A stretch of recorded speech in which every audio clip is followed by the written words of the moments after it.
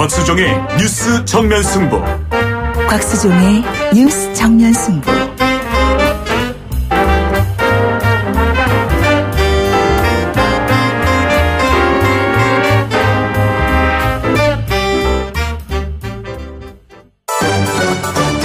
김작이 묻고 곽박이 경제로 답한다. 주파수 94.5 YTN 뉴스 FM 곽수종의 뉴스 정면 승부 3부 시작하겠습니다. 김 작가가 문을 엽니다. 네, 김 작가입니다. 내일부터 총 부채 상환 비율인 신 DTI가 도입된다고 하는데요. 예. 그동안 정부의 부동산 시장 규제에도 집값은 계속 올랐잖아요. 예. 신 DTI가 도입되면 앞으로 부동산 시장이 어떻게 달라질까요? 결론부터 말씀드리면 상당히 하향 안정될 가능성이 높다고 시장은 보고 있어요. 왜냐하면 DTI라고 하는 게 Debt to Income이라 그래서 자기가 벌어들이는 총 소득에 대비한 부채 비율, 이걸 갖다가 이제 총 부채 상환 비율 이렇게 표현을 하고 있거든요. 그러니까 내가 임금이 얼마냐에 따라서 돈을 빌릴 수 있는 액수가 달라지는데 과거에는 얼마 정도 빌렸었냐 그러면 앞으로 주택을 담보로 해서 대출을 받았을 경우에 원금 있잖아요. 예를 들어서 2억짜리 집인데 내가 1억 8천을 빌렸다. 그럼 1억 8천은 부채에 들어가지가 않았어요. 내가 앞으로 갚아 나갈 거기 때문에 30년 동안. 이자만 제가 부채다 이렇게 생각을 해서 이제 그 부채 비율이 포함이 됐었는데 앞으로는 원금까지도 부채에 포함이 돼 버려요. 그러니까 제가 벌어들이는 소득에 비해서 부채 규모가 과거에는 내가 빌린 돈은 빠졌는데 이제는 빌린 돈 액수도 들어가고 이자까지 들어가 버리니까 빌릴 수 있는 돈이 그만큼 줄어들지 않겠어요. 그러니까 다주택을 갖고 계시는 분들은 대출 받기가 상당히 어려워졌죠. 옛날에는 집 한 채, 두 채, 세 채를 다 대출로 끼고 집을 살 수가 있었잖아요. 그죠? 근데 이제는 원리금을 전부 다 부채로 다 잡아버리니까 그만큼 액수가 줄어든다. 그러면 이제 지방 도시에 올해 한 70만 개 분양주택이 있다 뭐 이런 이야기가 나올 때 미분양될 가능성이 더 높다. 그리고 미분양이 많으면 공급이 수요보다 많으니까 집값은 떨어진다. 그러면 서울보다 지방의 집값 떨어지는 속도가 더 빠를 것이고 더 깊게 떨어질 가능성이 높다. 그럼 서울은 안전한가? 서울은 지방에 비해서는 상대적으로 안전한 것 같아요. 안전하다는 표현이 뭐 안 떨어진다는 소리가 아니라 이제 다주택자들은 4월부터 양도세도 50% 가까이 늘어나고 대출 비율도 줄어들기 때문에 집을 살 수 있는 기회는 줄어든다. 그래서 부동산 가격은 서울, 지방 할 것 없이 하향 안정되거나 하향 급락세로 돌아설 가능성이 있다. 이렇게 보여지네요. 지금 여러분께서는 경제학자 곽수종 교수가 진행하는 YTN 뉴스 FM 곽수종의 뉴스 정면 승부를 듣고 계십니다.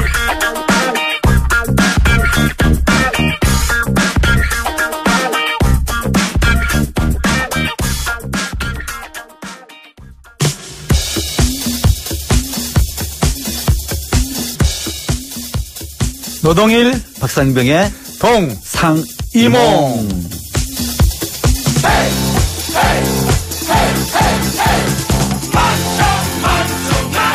한편인 듯 한편 아닌 한편 같은 두 분의 정치 토크쇼 뉴스 정면 승부 동상이몽 시간입니다. 오늘도 두 분 교수님 모셨습니다. 경희대학교 노동일 교수님 모셨습니다. 안녕하십니까 교수님. 네, 안녕하세요. 인하대학교 정책대학원의 박상빈 교수님도 오셨습니다. 안녕하십니까. 네, 안녕하십니까. 오늘 눈이 참 예쁘게 내렸습니다. 그죠? 네, 오늘하고 고생했는데 지금 퇴근길이실 텐데 예. 굉장히 어려우실 텐데 좀 조심하셔야 될 것 같습니다. 네, 보는 사람은 예쁩니다만은 지금 운전하는 사람들 조금 전에 왔거든요. 예. 길거리를 다니는 사람들은 굉장히 불편합니다. 그러시죠. 예, 예. 차도 상당히 많이 막히고요. 예. 조심해서 퇴근하시기 바랍니다. 예, 뉴스 정면 승부, 곽수종의 뉴스 정면 승부 들으시면서 천천히 여유를 좀 찾으시고 특히 운전하시는 분들 빙판길이 틀림없습니다. 그러니까 천천히 운전하셔서 안전. 옛날에는 버스에 오늘도 무사히 그러면서 소녀가 이렇게 기도하는 포스터가 엽서가 붙어 있고 했었는데 요즘은 그런 거 없더라고요. 두 가지 이슈를 오늘 말씀을 나눠보려고 하는데 먼저 북한의 합동공연 기습 취소했더라고요 보니까. 그다음에 문정인 특보가 또 발언한 게 파장을 일으키고 있고요. 문정인 특보가 참 이 문제를 좀 많이 일으키시는 것 같아요. 먼저 평창 동계올림픽 개막 지금 10여일 남겨두고 있는데 금강산에서 2월 4일로 개최하기로 했던 남북 합동문화공연 행사 취소하겠다. 이렇게 일반적으로 통보했습니다. 뭐 불만이 있습니까? 왜 그렇다고 보십니까? 교수님. 글쎄요, 저는 그 소식을 듣고 놀랍지는 않습니다. 예상했다고 할 수는 없지만 네. 우리가 이번엔 또 순적하게 갈 수 있나 하는 그런 조금 의심은 있었거든요. 예. 그래서 그런 말 듣고 이제 놀랍지는 않은데요. 예. 북한에 그런 것 같습니다. 이제 그런 일이 있으면 지난번 현송월 방한 때도 그랬고요. 예, 예. 그때도 이제 뭐 일방적으로 취소하고 나서 다시 또 금방 돌아온다고 다시 얘기하니까 예. 우리 측에서 수십 가지 추측이 나왔었죠. 뭐 여러 가지 뭐 이번에도 또 그런 추측들이 여러 가지 나오는 것 같습니다. 예. 그러면서 또 이제 일부 저도 많이 그 글들을 보고 하니까 뭐 우리 측에 우리 남한에서 예. 우리 대한민국에서 예.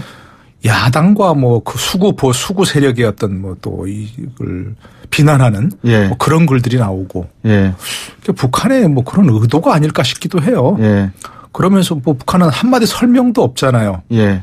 그래서 우리 측이 추측하도록 놔두고 글쎄 뭐 그것들이 액면 그대로 얘기하면 우리 측에서 뭐 호의적이지 않은 그런 여론들이 나오고 예. 그것을 북한의 의도를 왜곡하는 뭐 그런 여론들이니까 그걸 네. 도저히 눈 뜨고 볼 수 없다. 예. 뭐 이런 얘기죠. 2월 8일 날 뭐 건군절을 옮겨가지고 예. 2월 8일 날 바로 평창 올림픽 개막 전날 예. 우리는 전야제 하는 날 아닙니까? 예. 그에 대해서 여러 가지 뭐 저 역시 우려를 표하지 않을 수 없고요. 네. 그에 대해서 우리 정부 당국자가 저는 한마디 뭐 평화 올림픽을 하려고 하는 우리의 노력에 이제 우려를 금할 수 없다. 네. 이런 정도 유감 표명을 했어야 한다고 생각하는데 네. 그에 대해서 아무 말도 않고 있었는데 예. 예. 왜 그걸 우리 또 여론을 트집 잡아가지고 그렇게 하는지 이해할 수 없고요. 예. 뭐 어쨌든 좀 뭐 두고 봐야 할 그런 문제고 예. 거기에 대해서 뭐 북한의 의도가 뭔지 또 추측 한마디 더 보태고 싶지는 않습니다. 예. 박상민 뭐 정말 예상할 수 있었던 건 아니죠. 예. 그러나 그런 일이 나온다고 해서 정말 놀랄 일은 아닙니다. 그동안에 수차례 이런 것들이 있어 왔거든요. 그러니까 우리가 이럴 때마다 북한을 국제사회의 스탠다드도 지키지 못한다고 비판했습니다마는 예. 그 비판도 한 번, 두 번이죠. 상습적으로 하다 보면은 네. 그게 말하는 사람들도 말하기가 싫어요. 저는 이번 같은 경우도 예외가 아니라 봅니다. 예. 이거는요. 설사 이번에 보니까 북한에서도 아마 28 북한의 이 건군절 문제를 우리 쪽에서 아마 문제를 제기했던 것 같아요. 예. 제기할 수 있는 거죠. 사실은 문제가 있는 거죠. 이런 것들은. 그렇죠. 우리가 협조하면 북한도 협조를 하는 것이고 예. 그것이 민족끼리 우리끼리의 큰 잔치에 함께하는 자세입니다. 안 그렇겠습니까? 그럼요. 근데 그거를 가지고 문제 삼아서 그래? 그럼 우리는 그러면 전해 제거 못 하겠는데? 예. 그러면은 남북 간의 합의를 본다는 것이 왜 합의를 보죠? 이런저런 변수에 따라서 합의가 깨진다고 얘기하면은 합의를 할 필요가 없는 거죠. 네. 그렇죠. 그게 국제사회입니다. 정말로 아주 중대한 우리가 봐도 이해할 수 있을 만한 문제라고 얘기하면 우리도 이해할 수 있는 거예요. 그 얘기를 했다고 해서 그걸 가지고 남북이 고위급 회담에서 합의받은 내용을 일방적으로 취소한다는 얘기는 이거는 북한으로서 정말 이렇게 하면 안 되는 겁니다. 그러다 보니까 네. 우리 국내에서도 이번에 북한의 참여에 대해서는 좀 뜨뜨미지근한 거예요. 네. 왜 우리 정부가 이렇게 하는가 북한을 모르느냐 했는데 딱 그런 예상에 맞게 북한이 또 행동으로 옮겨버렸습니다. 네. 아마 국내에서 상당히 비판이 많을 것 같고요. 아마 문재인 정부가 앞으로 어떻게 대응할지 모르겠습니다만은 이런 문제와 관련해서 우리가 너무 북한의 저자세로 좀 낮은 자세로 나가는 것은 옳지가 않다. 할 말은 하고 오지 말면 오지 마라. 라고 얘기하는 것이 옳다고 봐요. 예. 전 박상민 교수님께서 이건 좀 뭔가 이해할 만한 부분이 있다고 하실 줄 알았는데 그래서 이거는 아닙니다. 박성경 원칙주의자입니다. 아니 무슨 말씀 맞습니다. 저도 100% 동의하고요. 네. 그러니까 북한을 우리가 이해해야 된다고 얘기하죠. 예. 지난번 뭐 대구 아시안 게임이었습니까? 그때가 예. 뭐 저 플래카드에 김정일 위원장과 김대중 대통령이 약수하는 장면이 있으니까 예.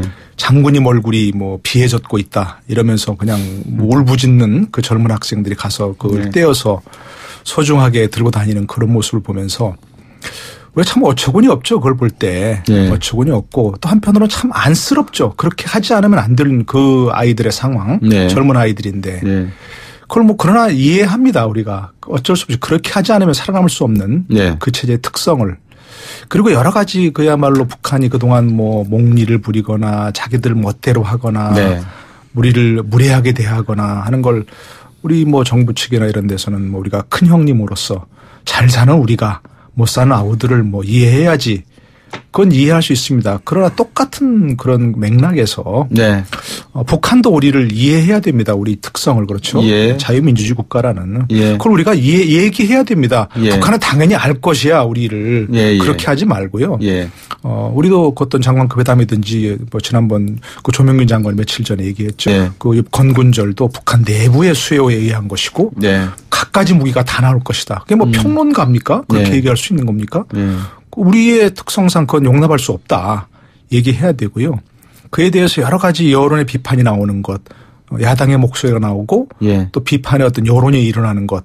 그 우리의 특성이라는 걸 이해시켜야 됩니다. 북한에다가. 예. 우리의 최고 존엄은 누구냐? 대한민국 국민입니다. 그렇죠. 예, 주권자가 국민이고 예. 모든 권력은 국민으로부터 나온다. 예. 이게 우리의 헌법이다. 그러니까 북한이 그와 우리와 어떤 협상을 하고 그야말로 늘 하는 것처럼 뭐 상호 존중, 상호 이해의 바탕 위에서 서로 네. 호혜 평등의 원칙을 지켜나가려면 우리는 그런 비판의 목소리가 나오는 게 당연하다. 어쩔 수 없다. 여론의 지지가 없으면 우리는 아무것도 할 수가 없다. 그 지난번에 그랬지 않습니까? 여론 관리 잘못하면 잔치상이 제사상이 될 것이다 얘기할 때 우리는 그럴 수밖에 없다. 대통령 한마디로 여론 관리가 되는 나라도 아니고 정부가 그걸 여론을 틀어막을 수도 없는 나라다. 북한이 너희들이 그렇게 나오니까 우리 여론이 호의적인 반응이 안 나오는 것이다. 네. 하는 얘기를 똑똑히 해줘야 됩니다. 예. 설사 지금 그것이 북한 좀 기분 나빠서 예. 혹시 뭐 그래 그러면 예정된 뭐 공연도 안 하고 뭐 하겠다 할지라도 그렇게 해야만 북한도 우리가 이렇게 나오니까 북한의 어떤 남한의 여론이 네. 국민 여론이 호의적이지 않게 되는구나. 그래서 정부도 어쩔 수 없이 이렇게 되는구나 하는 걸 이해를 시켜야 되는 거죠. 예. 네. 우리가 북한 문제에 접근을 할 때 두 가지 근본적인 모습과 우리는 갈등을 해요. 예. 다시 말하면 우리는 북한하고는 경제나 모든 면에서 비교할 수 없을 정도로 앞서고 있는 건 사실이거든요. 이게 뭐 30배 이상 뭐 그렇죠. 앞서고 있는 그리고 인구도 그렇고 예. 뭐 또 국민적인 수준도 그렇고 예. 모든 면에서요. 예. 자, 그런 대한민국이 훨씬 떨어질 북한을 어떻게 안을 것인가, 끌어안을 예. 것인가의 문제가 예. 방법하는 거예요. 근데 그것도 북한이라는 나라가 또 호락호락하게 또 그렇게 놓는 나라가 아닙니다. 네. 그 문제 하나, 끌어안는 문제 하나. 네. 또 하나가 우리가 그렇게 우호적으로 북한에 손을 내밀었을 경우에 결정적인 순간에 북한이 만약에 뒤에서 등을 떠밀면은 예. 또는 배신을 해버리면은 등에다 칼을 꽂으면 칼까지를 방송에 너무 심해서 제가 안 했습니다만 예. 제 마음은 그대로 반영하시네요. 예. 네. 박수님 보시면 다르십니다. 그럴 경우에 우리는 어떻게 할 것인가. 예. 방금 노 교수님 말씀하신 것처럼 우리는 그럼 하신 마가 아니라 우리도 여론이 중요한 거거든요. 예. 또 우리 대한민국은 일본이나 중국이나 북한과도 우호적인 관계를 만들어야 됩니다. 북한은 상관이 없는 것 같아요. 그냥. 우리만 하면 된다는 생각. 우리는 그게 아니란 말이죠. 네. 이 관계 속에서 여론을 어떻게 관리할 것인가는 굉장히 중요한 딜레마입니다. 그래서 우리가 하는 얘기는 그것을 알기 때문에 북한 문제 접근할 때는 냄비처럼 펄펄 끓는 어떤 이 냄비 속으로 뛰어 들어가는 자세가 아니라 네. 뜨거운지를 보고 너무 뜨거우면은 좀 식히고 예. 또 조금 너무 냉랭하면은 조금 온도를 높여서 우리가 관리를 해 나가야 되는 거예요. 우리가. 예. 그 정도 힘이 되다. 안 된다고 얘기하면 제가 말하지 않겠습니다. 그 정도 힘이 되거든요. 예. 북한은 지금 절박합니다. 근데 이번에 평창올림픽과 관련해서 우리 정부는 그 정도가 아닌 것 같아요. 너무 성급한 것 같아요. 냄비 속으로 뛰어 들어간 거예요. 네. 들어가서 보니까 지금 북한에서는 문화행사 그 2월 4일 못 하겠는데 뜨거 하면서 나와서 깜짝 놀라는 거 말입니다. 네. 이렇게 돼버리면 북한은 안 해도 괜찮아요. 그럼 우리는 또 그럼 문재인 정부는 앞으로 대북 정책이 또 어떻게 되는 겁니까? 국민의 신뢰는 왜 일을 이렇게 하는가 싶은 생각이 들 정도 이번에는 좀 성급했다라고 하는 지적을 하지 않을 수가 없습니다. 네. 그 두 분 대정치학자 분을 앞에 두고 제가 외람되게 한 말씀 올리면 1930년에 미국의 대공황 이후에 나치의 등장 또 냉전의 관계가 치열해지면서 프랭클린 루즈벨트 대통령이 의회에서 4개의 자유를 이야기하지 않습니까? 종교로부터의 자유, 종교를 가질 수 있는 자유, 언론과 표현의 자유, 그리고 두 가지가 가난으로부터의 자유와 공포로부터의 자유가 있는데 대한민국은 이 가난으로부터의 자유라는 측면에서 경제 발전은 급속도로 이루면서 북한에 비해서 한 30배나 나는 그런 소득 격차를 보이고 있는데 이 공포로부터의 자유, 이 문제를 북한이 한국에게 뒤지는 경제력을 핵무기로 자기들은 보완하겠다. 이 공포가 어마어마한 공포거든요, 사실은. 그래서 과연 문재인 정부에서는 이 공포로부터의 자유에 대한 프랭클린 루즈벨트 대통령의 그런 선언만큼의 비준되는 그런 이야기를 좀 북한에 대고 해야 될 필요성이 있다. 이 두 분 공통된 지적이신 것 같아요. 그렇죠? 그러니까 뭐 북한이 핵 개발하고 이제 미사일 개발하는 것이 이제 문재인 정부의 잘못은 아닌 거죠. 그럼요. 우리가 뭐 우리 정부는 그야말로 뭐 진보 보수 정권에 따라서 네. 북한에 대한 태도가 180도 바뀌면서 자꾸 이제 뭐 냉온탕을 반복했죠. 네. 그렇지만 북한은 하여튼 뭐 일관되게 그야말로 어떤 뭐 고난의 행군, 네. 수백만 명이 굶어 죽는 그런 시기를 보내면서도 네. 핵 개발, 미사일 개발에 매진했지요. 예. 그걸 우리가 지금까지 이제 그야말로 어떤 진보 보수정권 냉온탕을 지나면서 효과적으로 제어할 수 없었던 부분이 분명히 있습니다. 예. 그러니까 그 모든 책임을 현재 뭐 집권자라고 해서 이제 문재인 정부에 그걸 책임을 물 수는 없는 얘기지만 예. 문재인 정부가 조금은 예를 들어서 현재 어떤 과거와 좀 다른 예. 유화적인 어떤 제스처를 취한다. 예. 저는 그것도 어쩔 수 없다고 봅니다. 예를 들면 왜냐하면 지금 우리가 뭐 부자 몸조심하는 하고 우리말에 예. 우리가 지금 뭐 만약 평창 올림픽이 제대로 안 치러지면 우리가 잃을 게 많지 뭐 북한이 잃을 게 있겠습니까? 그러니까 몸조심하는 건 좀 맞다고 봅니다. 어쩔 수 없는 부분이 있다고. 뭐 그야말로 조금 속된 말로 땡깡 부리더라도 그걸 조금 엉석 부리는 것처럼 받아줘야 할 필요도 있는 것 분명합니다.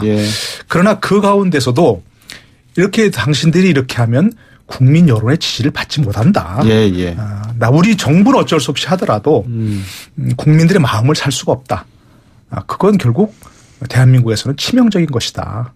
여론이 나빠지면 우리도 어쩔 수 없다. 이런 부분을 분명히 얘기를 해줘야죠. 그래서 지금 뭐 청와대나 또 집권당에서 굉장히 뭐 사실인지는 잘 모르겠습니다만 지지율 떨어진 데서 굉장히 좀 아주 민감하게 반응하고 있다는 거 아닙니까? 그럴 수밖에 없고요. 우리나라에서 대통령 지지율이 집권당 지지율이 뭐 30% 20% 이러면 어떤 정책도 추진할 수가 없는 거죠. 그렇죠. 그런 사실을 저는 우리가 뭐 어떤 정도 북한을 이해하고 받아들여 주더라도 우리가 그런 사실이 처지에 있다. 나면 우리 대한민국은 어쩔 수 없는 그런 자유민주 국가다. 봐라 뭐 대통령도 마음에 국민들의 눈에 눈밖에 나면 쫓아내는 나라 아니냐. 하는 걸 인식을 시켜줘야죠. 그걸 끊임없이 얘기를 해줘야 됩니다. 사실은. 저는 솔직히 이번에 북한의 문화행사 전격 취소를 보면서 평창 이후가 솔직히 걱정이 됩니다. 저는 지난 시간만 하더라도 평창이 평화가 되고 평화가 남북관계에 그야말로 따뜻한 해빙이 돼서 우리가 운전석에 문재인 대통령이 앉아서 남북 대화는 물론이고요. 북미 대화까지 만들어내고 잘 되면은 북미 간의 수교도 해라. 그리고 대한민국과 북한도 평양과 서울에 대표부를 두자. 자, 이 정도가 되면은 역사적인 일들을 할 수가 있는 것이고 실제로 그런 정통성은 이번에 촛불 민심으로 문재인 정부가 가지고 있는 거거든요. 그런 걸 기대했습니다. 그런데 그때 제가 항상 이런 기대를 하면서 경계를 했던 것이 뭐냐면은 북한은 간단치 않다. 우리가 저자세로 나간다든지 서두르면은 반드시 뒤에서 떠밀어 버린다. 뭐 뒤에서 뭐 하는 식으로 이런 식으로 그런 얘기를 했는데 그동안 해왔던 사례가 그렇기 때문에 그래서 이럴수록 더더욱이 문재인 정부는 서두르지 말고 원스텝, 투스텝으로 나가자 했는데 이번에 사실 전격적이거든요. 마식령의 무슨 공동훈련이라든지 뭐 문화행사라든지 단일팀 이거 그 자체를 제가 탓하지 않아요. 근데 이게 급조하게 하다 보면은 우리가 숙이고 가는 거란 말입니다. 앞으로 문재인 정부는 4년 이상을 대북 문제를 가지고 고민해야 될 텐데 너무 초기에 스텝에 꼬이면은요. 앞으로 주도권 행사 못합니다. 그래서 상당히 평창 이후가 솔직히 더 걱정이 됩니다. 마식령 스키장 공동훈련, 전세기 띄우는 것, 그리고 1만 리터 북한에 경유 지원하는 것, 여러 가지 북한에 대한 대북 제재 조치가 유엔 차원에서 펼쳐지고 있는 가운데 이 남북한 간의 이런 지원 체제가 어떤 의미를 가지고 있는지 4부에 돌아와서 계속 말씀 이어가도록 하겠습니다.